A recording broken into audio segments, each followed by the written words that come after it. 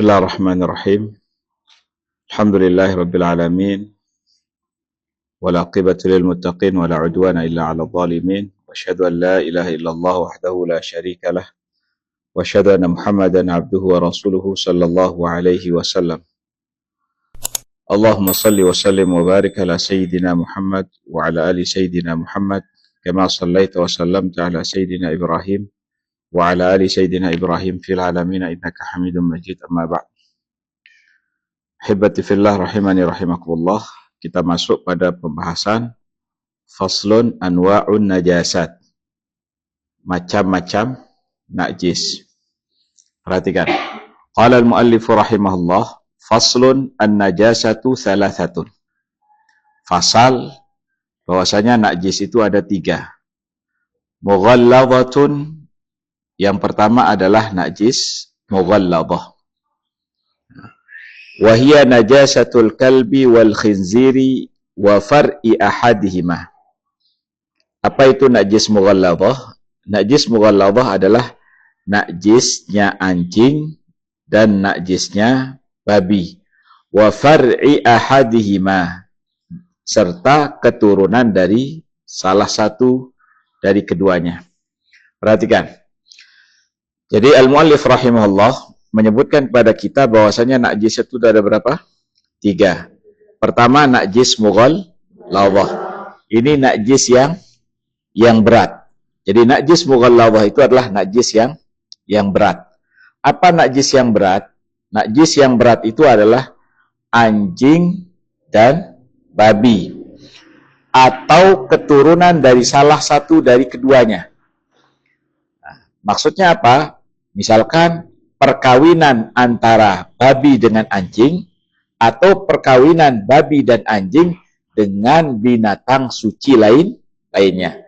Misalkan anjing kawin silang dengan kambing atau babi kawin silang dengan domba. Kemudian lahirlah dari kambing atau lahirlah dari anjing atau dari babi, nah, keturunan dari keduanya, maka ini termasuk juga najis. Paham ini? Nah, jadi keturunan dari babi atau dari anjing atau perkawinan silang antara keduanya dengan anjing, dengan babi atau dengan hewan suci yang lainnya, maka ini termasuk juga najis. Dalilnya adalah sabda Nabi sallallahu alaihi wasallam, "Tuhuru ina'i ahadikum idza walagha fihi al-kalbu an yaghsilahu sab'a marratin ulahunna biturab." Jadi cara mensucikan bejana salah seorang di antara kalian apabila dijilat oleh anjing adalah dengan membasuhnya 7 kali. Boleh kurang dari 7 kali? Tidak boleh. Jadi untuk mensucikan bejana yang dijilat oleh anjing, maka harus dicuci atau dibasuh dengan 7 kali basuhan. Ulahunna biturab. Yang pertama itu dengan menggunakan tanah. Nah, jadi begini caranya. Jadi misalkan taruhlah ini bejana, entah itu piring, entah itu ember, entah itu mangkok atau apa saja. Nah, bejana yang dijilat oleh anjing, cara mensucikannya adalah imma pertama kita taruh air, kemudian setelah kita taruh air, kemudian barulah kita tuangkan debu. Nah, kemudian kita gosok. Kita gosok tempat yang terkena najis. Nah, ini terhitung basuhan pertama. Nah, setelah itu baru kita basuh kedua, ketiga, keempat, sampai ke-7. Atau cara yang kedua, kita tuangkan tanah terlebih dahulu, barulah kita tuangkan air. Kemudian kita campur, kemudian kita basuh. Atau mungkin kita mencampur air dengan tanah itu di luar. Setelah bercampur, kemudian barulah kita ambil, kemudian kita gosokkan pada bejana yang terkena jilatan anjing atau babi. Nah, paham? Nah, itu terhitung sekali. Kemudian setelah itu barulah kita siram kedua sampai dengan ke-7 kali. Lihat kitabnya. Dalam mazhab Imam Syafi'i, babi disamakan hukumnya dengan anjing. Kenapa disamakan? Karena babi lebih menjijikkan atau lebih berat daripada anjing, sehingga keturunan dari salah satu pun dihukumi najis mughalladhah. Kemudian yang kedua, wa mukhaffafatun. Najis yang kedua adalah najis mukhaffafah. Wa hiya baulus sabiyyi. Dan yang dimaksud dengan najis mukhaffafah itu adalah air kencing anak laki-laki. Lam yat'am ghairal labani, yang belum makan selain ASI ibunya. Walam yablugh al-haulaini, dan belum berusia 2 tahun. Perhatikan. Jadi najis mukhaffafah ini adalah najis yang ringan. Kalau mughalladhah, najis yang berat. Ada 2, yaitu anjing sama babi. Di bawahnya ada namanya najis mukhaffafah. Apa itu? Najis yang ringan. Apa yang termasuk najis ringan? Najis ringan itu adalah air kencing anak laki-laki dengan ketentuan usianya belum mencapai 2 tahun. Kemudian yang kedua, dia belum memakan apapun kecuali ASI atau meminum ASI orang tuanya. Paham ini? Saya ulangi. Jadi najis mukhaffafah itu apa? Anak laki-laki, berarti mengeluarkan anak perempuan. Paham? Anak perempuan walaupun usianya 1 hari, 2 hari, 3 hari, 1 bulan, 2 bulan, walaupun belum memakan kecuali ASI, maka air kencingnya masuk pada kategori najis mutawassithah. Najis pertengahan. Nah, perhatikan. Najis mukhaffafah ini adalah najis anak kecil laki-laki, kemudian yang belum mencapai usia 2 tahun, kemudian belum makan apapun kecuali ASI ibunya. Paham ini? Nah, ini 2 ketentuan ini. Nah, apabila seorang ayah, seorang kakak atau seorang ibu kemudian menggendong anaknya, menggendong adiknya, kemudian adik laki-lakinya ini yang 2 syarat ini, memenuhi 2 syarat ini, dia belum berusia 2 tahun, kemudian belum pernah makan selain air susu ibunya, maka cara mensucikannya adalah sebagaimana yang disebutkan dalam hadis Nabi sallallahu alaihi wasallam, yughsal min baulil jariyati. Kalau kencing anak perempuan, yughsal, dicuci. Wa yurashu min baulil gulami. Sedangkan air kencing bayi laki-laki itu cukup dengan dipercikkan. Paham ini? Paham? Nah, jadi misalkan dia terkena 2 jengkal, maka bagian yang terkena itulah yang dipercikkan. Nah, sampai merata. Tidak harus dicuci atau tidak harus dituangkan air. Cukup kita percikkan pada bagian yang terkena air kencing anak laki-laki dengan ketentuan usianya belum 2 tahun dan belum memakan atau minum apapun kecuali ASI ibunya. Paham ini? Kemudian yang ketiga, wa mutawassithatun. Najis mutawassithah. Wa hiya sairun najasat. Najis mutawassithah ini adalah semua jenis najis selain najis mughalladhah dan selain najis mukhaffafah. Berarti selain babi, selain anjing, selain anak laki-laki yang belum berusia 2 tahun dan belum meminum atau memakan kecuali ASI ibunya, maka semua jenis najis itu adalah najis mutawassithah. Lihat halaman 176. Contoh-contoh najis mutawassithah. Air kencing orang dewasa, baik laki-laki maupun perempuan. kotoran manusia dan kotoran hewan yang tidak halal dimakan. Seperti misalkan kotoran kucing atau kotoran yang tidak halal dimakan yang lainnya. Misalkan apa yang tidak halal dimakan selain kucing? Misal apa? Kotoran singa atau kotoran binatang yang tidak halal dimakan dagingnya. Kemudian darah, kecuali yang sedikit atau sulit dihindari seperti darah nyamuk karena susah dihindari atau sedikit. Kemudian muntah termasuk najis. Kemudian yang kelima, bangkai hewan darat, yaitu binatang yang mati tanpa melalui proses penyembelihan yang syar'i atau yang islami. Misalkan dia mati jatuh, atau mati tabrakan, atau mati misalkan dia dipukul kemudian mati. Nah, semua hewan yang mati tanpa melalui proses penyembelihan, maka ini dinamakan bangkai, walaupun itu adalah kambing. Ada kambing jatuh dari gunung kemudian mati, boleh dimanfaatkan enggak? Boleh dimakan dagingnya enggak? Enggak boleh. Kalau memanfaatkan kulitnya boleh enggak? Boleh. Dengan ketentuan nanti harus dihilangkan kotoran-kotorannya, daging-dagingnya, kemudian bulu-bulunya dihilangkan. Yang boleh dimanfaatkan hanya kulitnya. Kemudian diberikan zat, ada obat, sehingga nanti bisa untuk jadi pakaian, bisa jadi sepatu, bisa jadi alas, bisa jadi tempat minum kalau sudah hilang najis-najisnya. Terus bagaimana cara mensucikan najis mutawassithah? Cara penyuciannya adalah dengan menghilangkan sifat-sifat najis.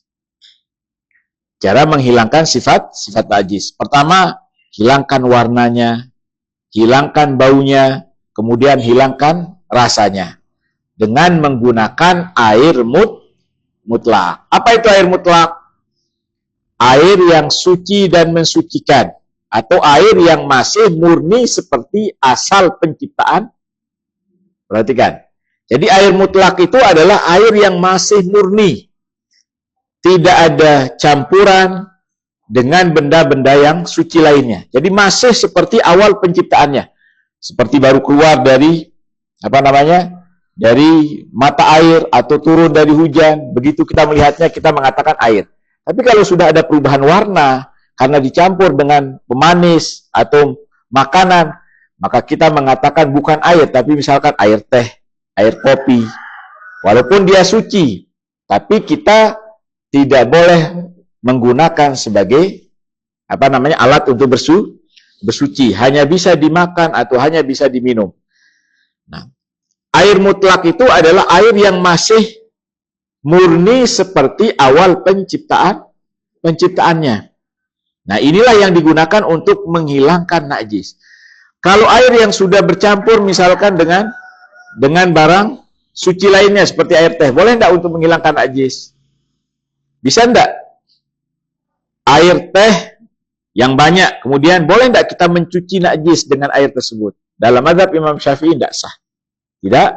Tidak mensucikan. Nah, harus menggunakan air mutlak. Air mutlak itu adalah air yang masih murni, asli seperti penciptaan atau awal penciptaannya. Kalau kalian misalkan dibawakan air dari sungai, ketika kalian ditanya, ini apa? Apa kalian bilang? Air. Paham? Kalau kalian dibawakan air dari laut, tanpa mengetahui dari mana sumbernya, kemudian ditaruh di atas ember atau jembak, bisa enggak kalian bedakan antara air laut dengan air sumur? Bisa enggak? Enggak bisa. Kalian akan mengatakan ini air. Nah, inilah namanya air yang masih murni seperti awal penciptaan, diciptakan oleh Allah Subhanahu wa taala. Tapi kalau sudah bercampur dengan teh, sudah bercampur dengan sirup, maka ketika kalian disodorkan walaupun satu bak, kalian akan mengatakan apa? Oh, ini air teh, ini air sirup, ini air misalkan kopi, karena sudah berubah dari asal bentuk asli. Cara penyuciannya adalah dengan menghilangkan sifat-sifat najis tersebut. Apa itu? Warnanya, baunya, dan rasanya. Menggunakan air mutlak. Perhatikan, apabila salah satu sifatnya masih tersisa, salah satu sifat, dan susah dihilangkan, seperti warna yang samar. Misalkan, seseorang yang, pakaian terkena dengan darah haid. Dia sudah berusaha menghilangkan, baunya sudah hilang, warnanya, kemudian sifatnya, baunya, rasanya dengan warnanya. Semua sudah hilang kecuali warnanya tidak bisa hilang. Sudah digosok, sudah disikat, karena mungkin sudah kering. Paham? Nah, ini dimaafkan. Paham? Kalau sekiranya tidak bisa hilang samar-samar. Seperti pakaian yang terkena coklat, kalau kelamaan, kalau misalkan tidak telah dicuci, walaupun kita pakai sabun, mesti ada bekas-bekasnya. Paham? Nah, perhatikan. Qala al-muallifu rahimahullah, faslun al-mughallazatu tutahharu bi sab'i wasalat ba'da izalati ainiha. Kemudian najis mughallazah tutahhar, disucikan, bi sab'i wasalat, kembali ke matan, yaitu dengan dibasuh 7 kali basuhan. Ba'da izalati ainiha, setelah kita menghilangkan zatnya. Ihdahunna biturabin, salah satu dari basuhan yang 7 itu dengan menggunakan debu. Wal mukhaffafatu, adapun najis mukhaffafah, bagaimana cara mensucikannya? Birashil ma'i 'alaiha, dengan memercikkan air, 'alaiha, di atas najis tersebut. Ma'al ghalabati wa izalati 'ainiha, dan dengan menghilangkan najisnya. Jadi kita cukup memercikkan air hingga najisnya hilang. Qala al-muallif rahimahullah, wal mutawassitatu tanqasimu ila qismain. Kemudian najis mutawassithah terbagi menjadi 2 bagian. Jadi najis mutawassithah ada 2. Ainiyatun wa hukmiyatun. Pertama najis ainiyah, yang kedua najis hukmiyah. Fal ainiyah allati laha launun wa rihun. Adapun najis ainiyah adalah najis yang memiliki warna, kemudian bau, wa ta'mun, dan rasa. Fala budda min izalati launiha wa rihiha wa ta'miha. Maka harus kita menghilangkan warnanya, baunya, dan rasanya. Kita baca dulu matannya, nanti saya jelaskan syarahnya. Wal hukmiyah, dan jenis yang kedua, yaitu najis hukmiyah, allati la launa laha. Hukmiyah ini adalah najis yang tidak memiliki warna, wala riha, dan tidak memiliki bau, wala ta'ma, dan tidak ada rasanya. Yakfika jaryul ma'alaiha. Cara menghilangkan najisnya itu adalah cukup dengan mengalirkan air ke tempat yang terkena najis tersebut.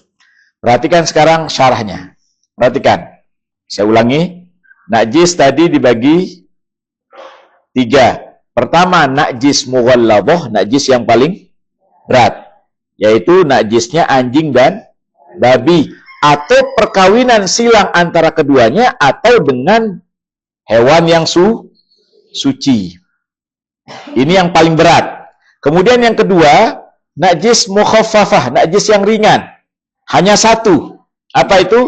Kencing anak laki-laki yang memenuhi 2 ketentuan. Apa ketentuannya? Laki-laki tersebut belum berusia 2 tahun dan belum memakan apapun kecuali ASI ibunya. Maka cara mensucikannya adalah cukup dengan memercikkan air. Paham? Ambil air, kemudian dipercikkan sampai merata pada bagian yang terkena kencing.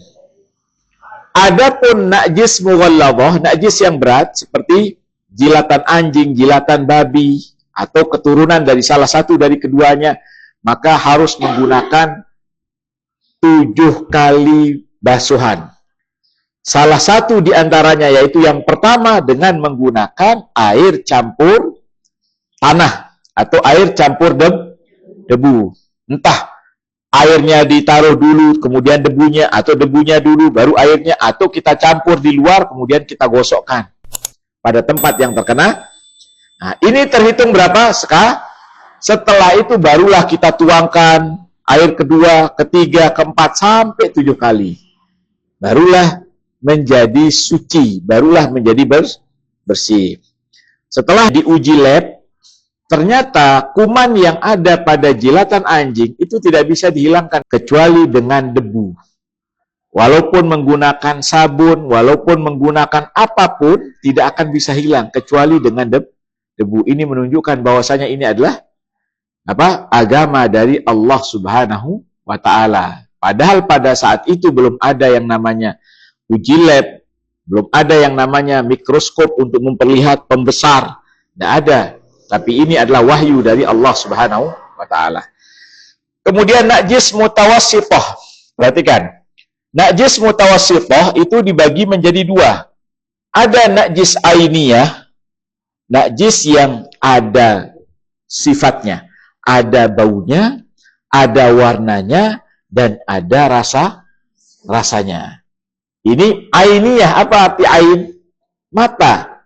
Paham? Yang ada zatnya, bisa dilihat oleh panca indera, bisa dilihat warnanya, kemudian baunya, kemudian rasanya. Nah, ini ainiyah. Lawannya najis hukmiyah.